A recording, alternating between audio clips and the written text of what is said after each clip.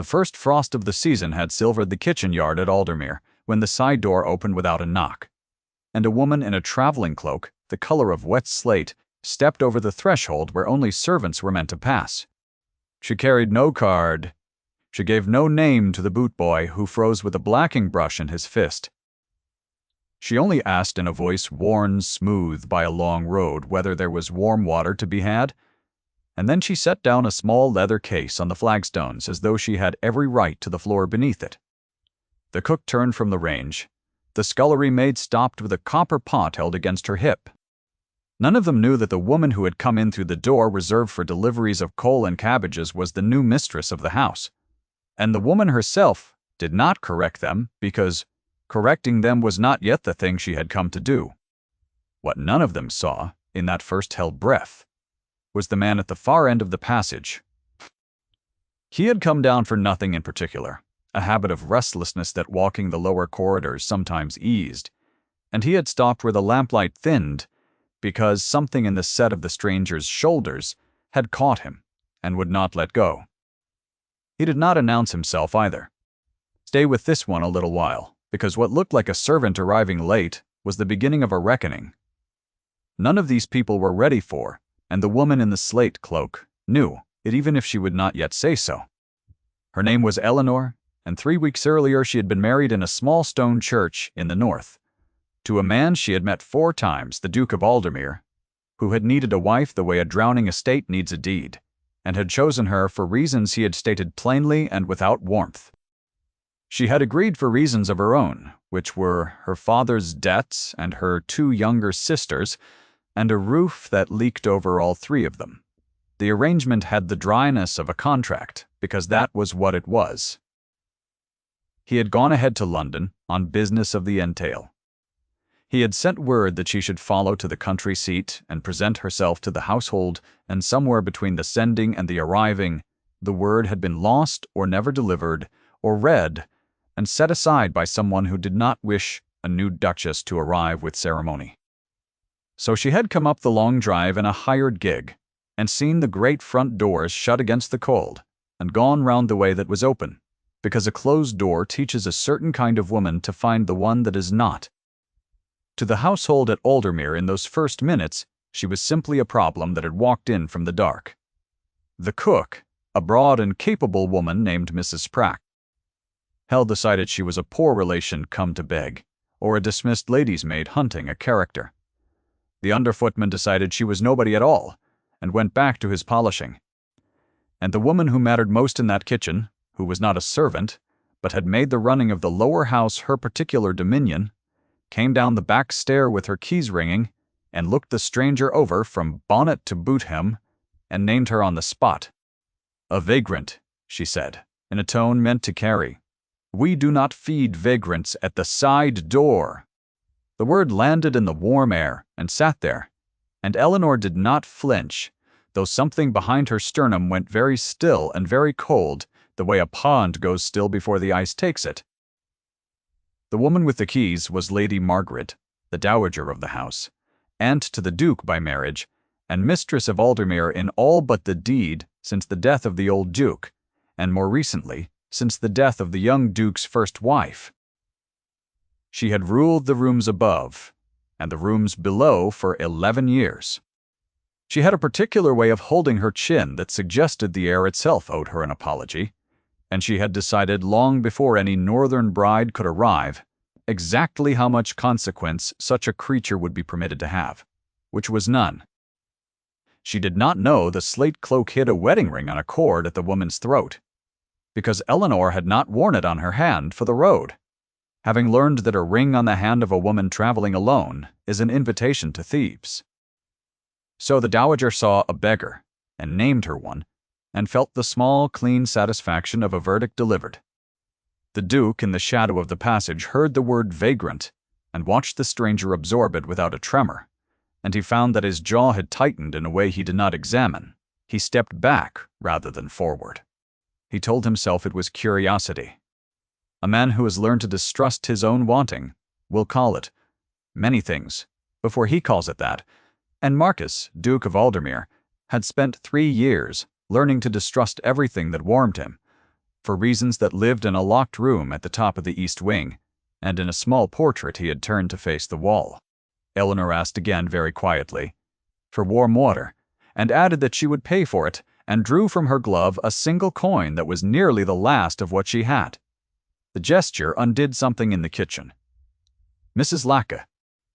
Pell, who had a soft place under all her bluster, said that no one need pay for water in a Christian house, and reached for the kettle, and the dowager said sharply that Mrs.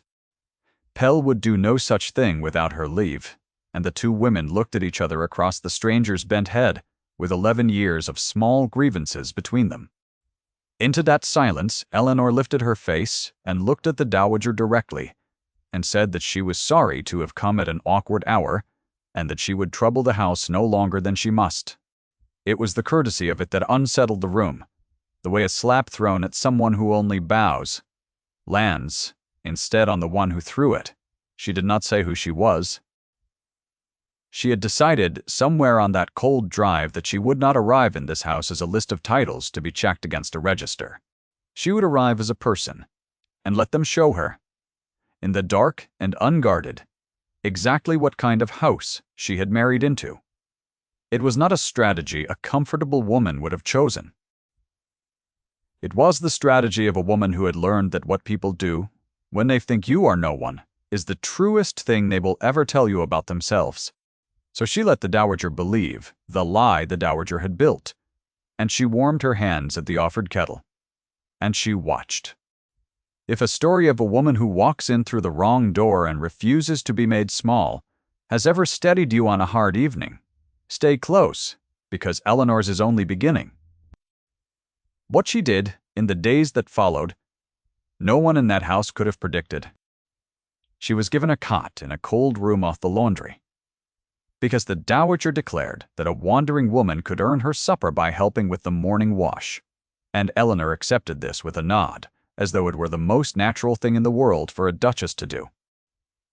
She rose before light. She carried water. She had been refused the night before.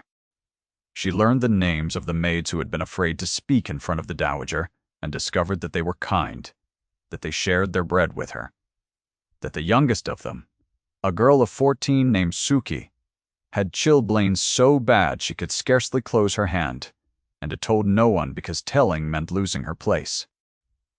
Eleanor found her one gray morning at the wash trough, weeping silently into the lye-stung water, trying to wring a sheet with fingers that would not bend, and she took the girl's raw hands in her own and turned them to the thin light and did not wince at the look of them, though they were cracked to the knuckle.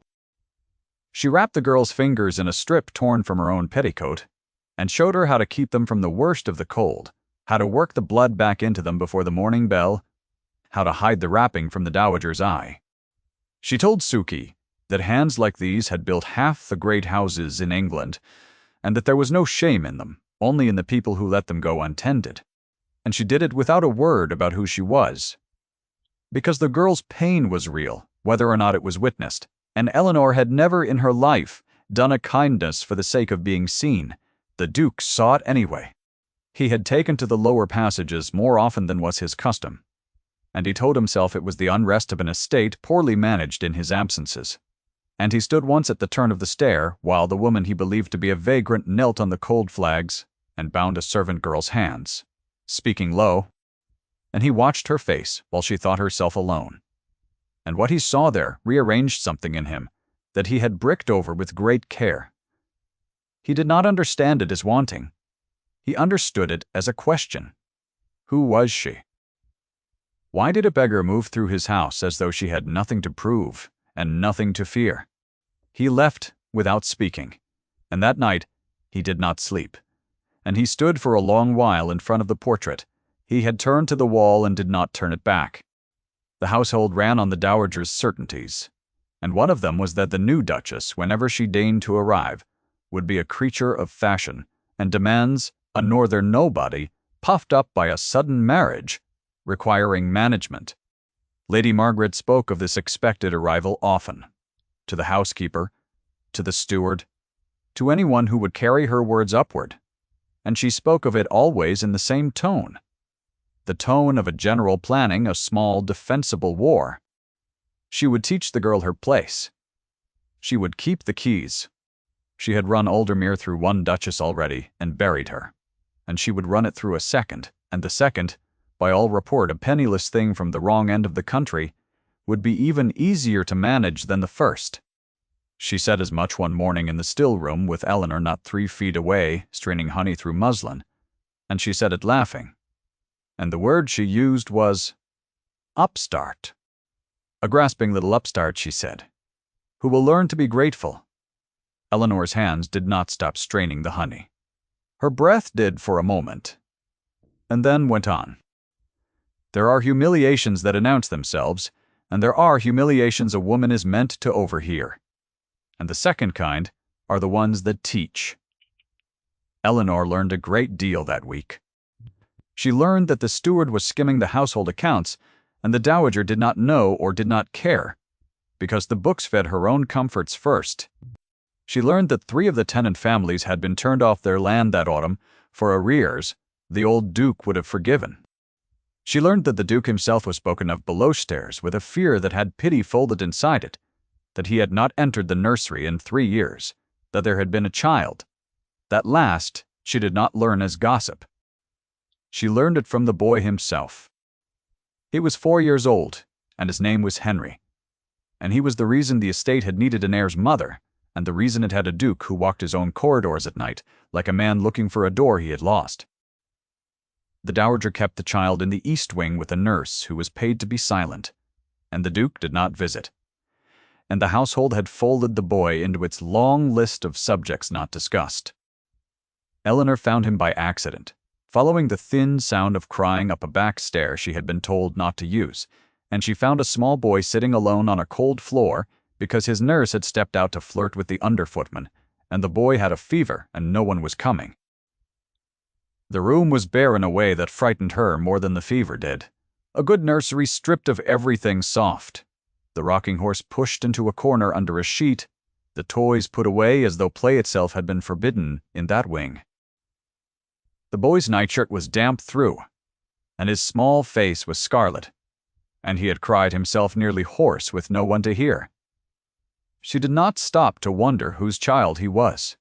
She gathered him up, and she held him against the warmth of her body, and she sang to him, low, an old song her own mother had sung over her own fevers a lifetime ago, and she carried him to the hearth, and built the fire up with her own hands, and bathed his face with cool water through the worst of the night. She talked to him between the verses, telling him he was safe, telling him the fever would pass, telling him all the ordinary true things that a frightened child needs to hear in a voice that is not afraid. He clung to her with both hot hands, and she stayed until the fever broke near dawn, and she was still there, gray with exhaustion, the boy finally sleeping, clean and cool against her shoulder. And the door opened and the Duke came in. He had heard a child singing in his house. He had thought, for one wild moment, that he had imagined it. He stood in the doorway of the room he had not entered in 3 years, and he saw a woman he believed to be a beggar holding his son against her shoulder, and the son who screamed at the sight of strangers, who screamed at the sight of his own father, was quiet. The Duke's face, which the whole county believed to be carved from the same stone as the house, did something then that no one had seen it do in years. Eleanor saw it. She did not know yet what it meant. She only knew that the cold man in the doorway had gone white, and that his hand had come up to grip the frame, and that when he spoke, his voice was not cold at all. "Put him down," he said. And then, before she could move in, a different voice, entirely. "No. Do not. Stay." It was the first command he gave her that was not a command at all, and she heard the order in it, and missed the plea underneath, because she had been schooled by a hard world to hear orders and to brace against them. She stayed. The boy slept on her shoulder, and the Duke crossed the room, slowly, as a man crosses ground he is not sure will hold his weight, and he looked at his sleeping son for the first time in longer than he could let himself count, and he did not touch the child, but he stood near, and that nearness cost him so much that Eleanor could see the cost of it, written in the line of his back. "This is the wound. and the niche asks me to set it down once and let it travel.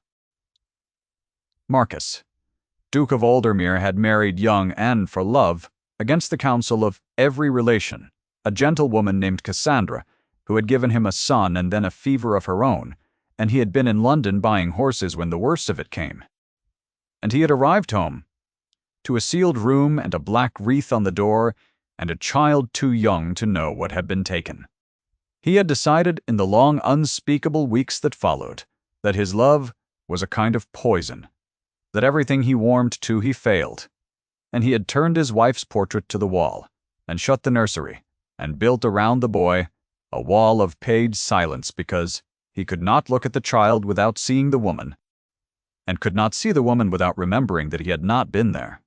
He had married Eleanor as a transaction, precisely because there was no warmth in it, because a contract could not be failed the way a love could. He had been very careful. And now, a stranger he had hired to feel nothing for was singing his son to sleep, and the care was coming apart in his hands. He did not tell her any of this. He told her, in the gray light, that the boy was his, and that the boy was not well, and that he would have the nurse dismissed. He told her that she might stay near the child if she wished, that there would be wages. He spoke in the short level sentences of a man holding himself together by the seams, and Eleanor, who still wore her wedding ring on a cord beneath her dress, and had not yet found the moment to produce it, inclined her head and said she would stay, and said nothing of who she was, because the thing between them in that room was suddenly too large and too fragile to interrupt with a deed and a register. There would be a time for the truth. This was not it. This was the boy's fever, and the father's white face, and the long-held silence of a house that had forgotten how to be warm. So she stayed in the east wing, and the household did not know what to make of it, and the dowager liked it. Least of all a wandering woman, elevated to the nursery, sleeping in a good room, spoken to by the Duke himself. Lady Margaret felt the ground shift under one of her certainties, and she did what such people do, which was to push harder against the thing that frightened her.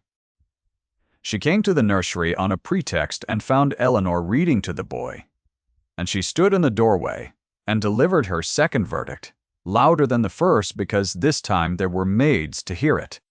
"A scheming creature," she said, "who has wormed her way above her station by playing nursemaid to a sickly child. We shall see how long that lasts. Mark me, the girl is a fortune hunter, and when the Duke's true bride arrives from the north, she will be turned out into the cold where she belongs." The maids heard it, Suki heard it, and her bound hands curled into fists. Eleanor heard it, and she set down the book, and she looked at the dowager with a steadiness that the older woman would remember later, with shame, and she said only that she hoped the Duke's true bride, when she came, would find the house ready to receive her. Then she picked the book back up and went on reading, and the boy laughed at something on the page, and the dowager left the doorway because there was nothing in the room for her victory to fasten on. The Duke began to find reasons to be in the east wing. He told himself they were reasons of duty. He came to ask after the boy's health, and stayed to watch the boy's face when the woman spoke to him. He came once at the supper hour, and found her feeding Henry broth with a patience that had no audience to perform for, and he stood in the doorway and said, abruptly, that she should eat something herself, that she was thinner than when she had come. It was a command, and it was protection, and it was the second of its kind. And Eleanor felt the warmth of it travel up her arm before her mind had decided what to do with it, and she was angry at her own body for the warmth, because she did not yet trust where it pointed. She said she was not hungry. He said, "Sit," in the voice he used for nothing else. And he had a footman bring a tray, and he watched her eat as though her eating settled something in him, and neither of them spoke of the strangeness of a duke standing guard over a beggar's supper. Her body knew before her mind would let it. She had begun to know exactly where he was, in a room without looking, the way one knows where the fire is. She had begun to listen for the particular weight of his step in the corridor, and to be annoyed at herself for listening.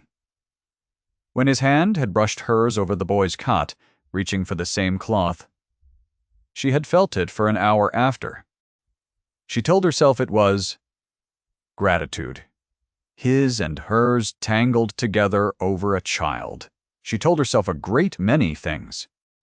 The truest of them, the one she did not say even in the privacy of her own thoughts, was that she had married a stranger expecting to feel nothing, and had begun in a cold house, holding a sick child, to feel everything, and that the man she felt it for did not know he had already married her. The reckoning came, as these things do, at the worst possible hour. Word arrived from London that the Duke's new Duchess had been delayed on the road and would arrive any day, and the Dowager, who had been waiting 11 years to manage a second Duchess and 3 weeks to crush this particular interloper in the nursery, decided to settle both matters at once. She would hold a dinner, she would gather the county, she would present herself before all of them as the true mistress of Aldermere, and she would have the nursemaid impostor turned out at the height of the evening as a lesson to the whole household in what happened to women who forgot their place. She did not consult the Duke. She had run his house for 11 years, and did not think she needed to. She sent the invitations.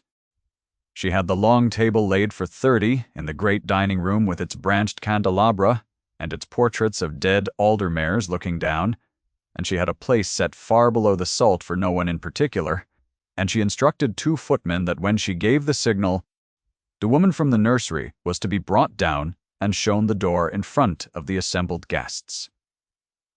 Eleanor learned of the plan from Mrs.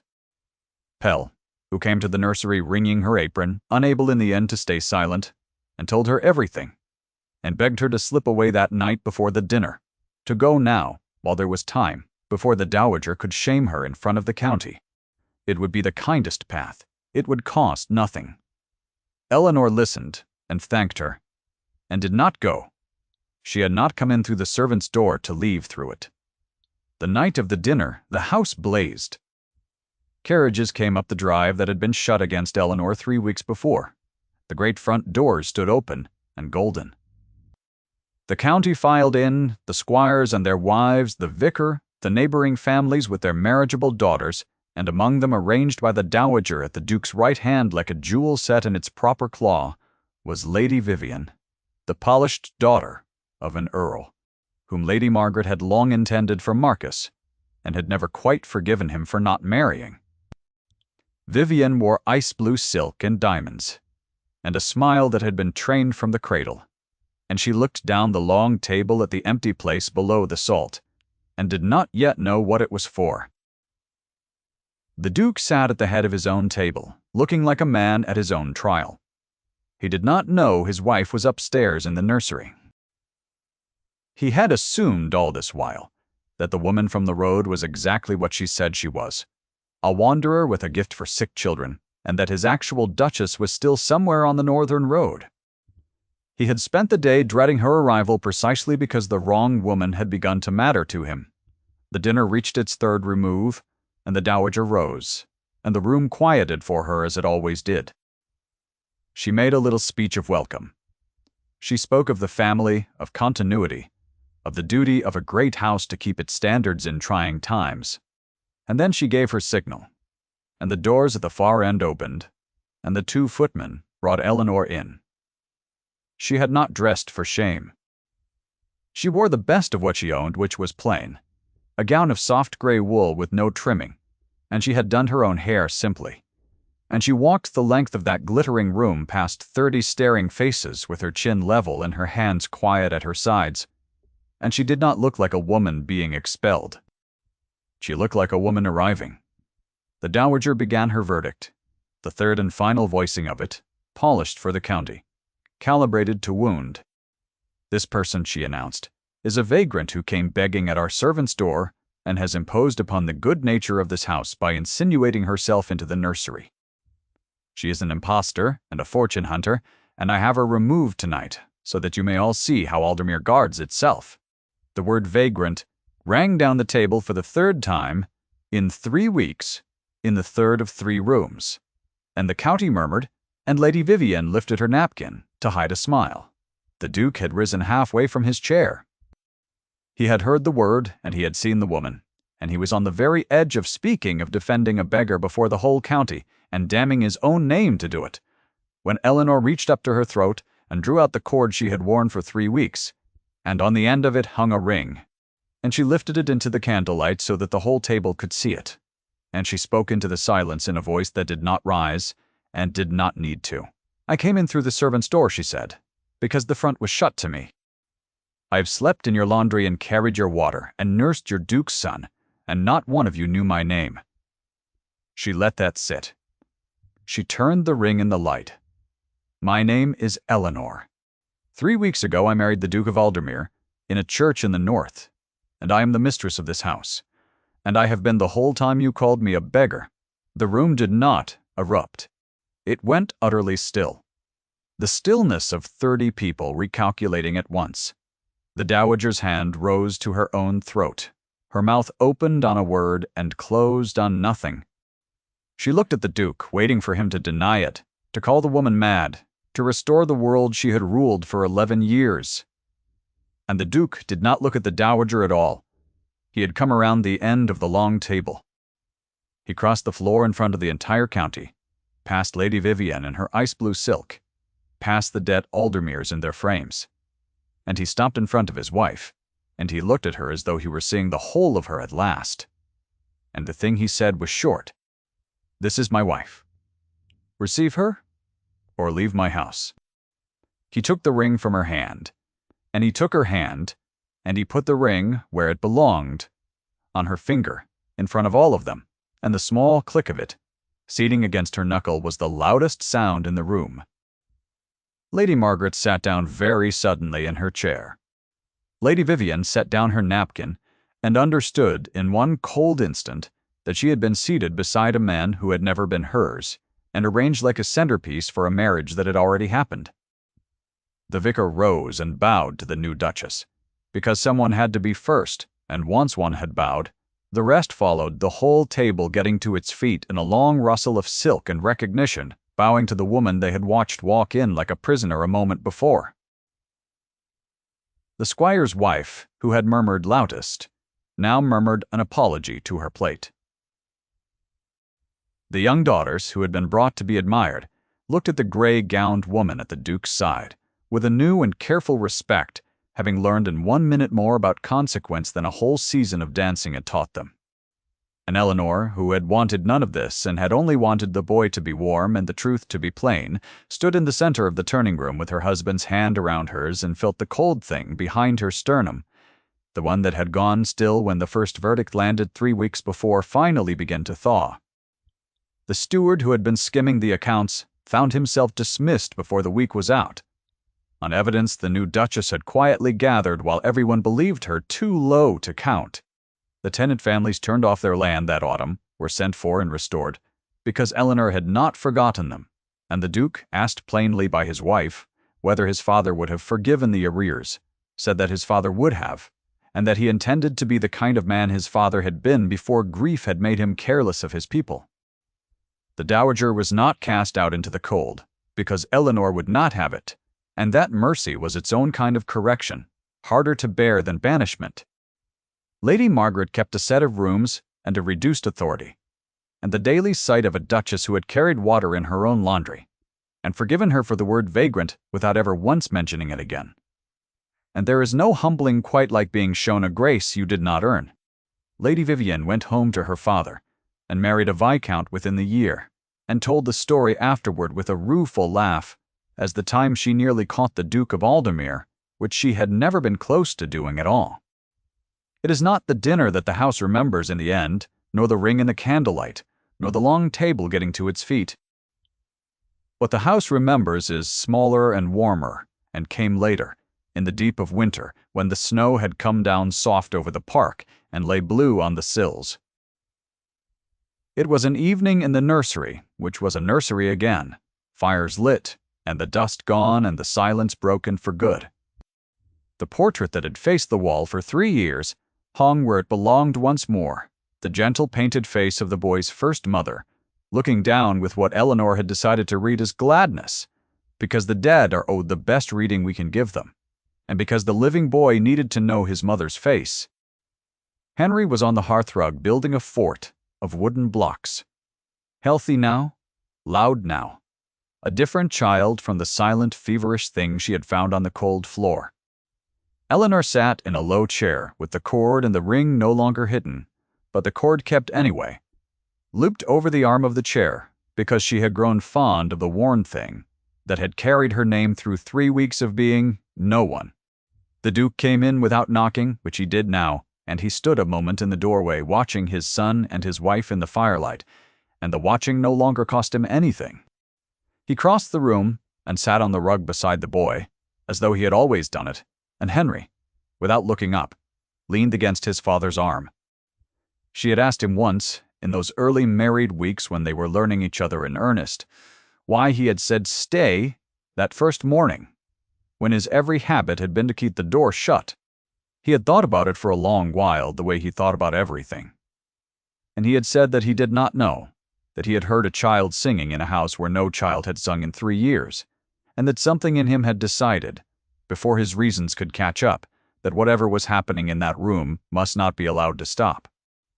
It was the closest he came to telling her how he had failed once and feared to fail again. She had not pressed him for more. She had only taken his hand the way she took it now in the firelit nursery, and held it while the snow came down, and the boy built his fort and the fire settled in the grate, and the great house that had shut its front door against her 3 weeks before held all of them in its warm lit center as though it had wanted to all along and had only forgotten how.